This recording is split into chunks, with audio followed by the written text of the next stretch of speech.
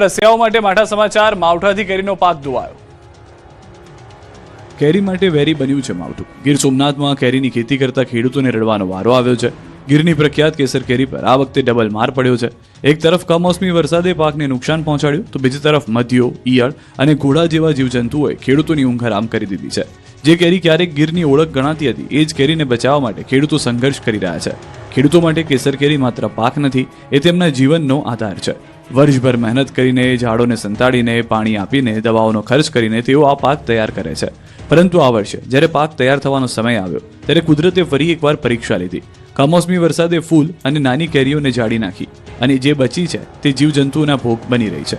ખેડૂતોએ અનેક પ્રકારની દવાઓનો છંટકાવ કર્યો, હજારો રૂપિયાનો ખર્ચ કર્યો, પરંતુ છતાં પણ કોઈ યોગ્ય નિકાલ મળતો નથી. દરેક દિવસ સાથે તેમની ચિંતા વધતી જાય છે.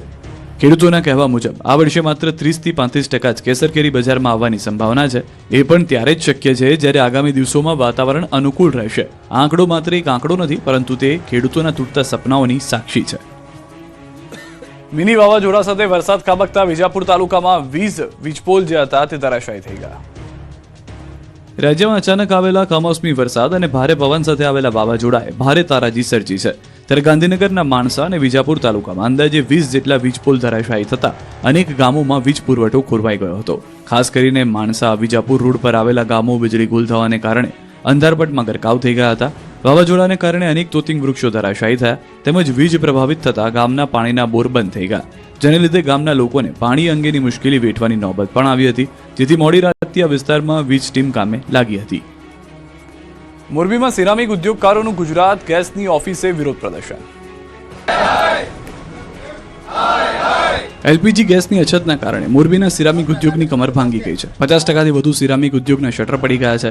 હજારો કામદારો વતન તરફ રવાના થઈ ગયા છે. ત્યારે ઉદ્યોગને ફરી ધમધમતો કરવા માટે ગેસના ભાવ મુદ્દે સતત મથામણ ચાલી રહી છે. આ દરમિયાન મોટી સંખ્યામાં સિરામિક ઉદ્યોગકારો મોરબી સ્થિત ગુજરાત ગેસની ઓફિસે પહોંચ્યા અને ગુજરાત ગેસ હાઈના ગેસના ભાવમાં ઘટાડો કરો સહિતના ઉગ્ર નારાઓ લગાવી વિરોધ પ્રદર્શન કર્યું.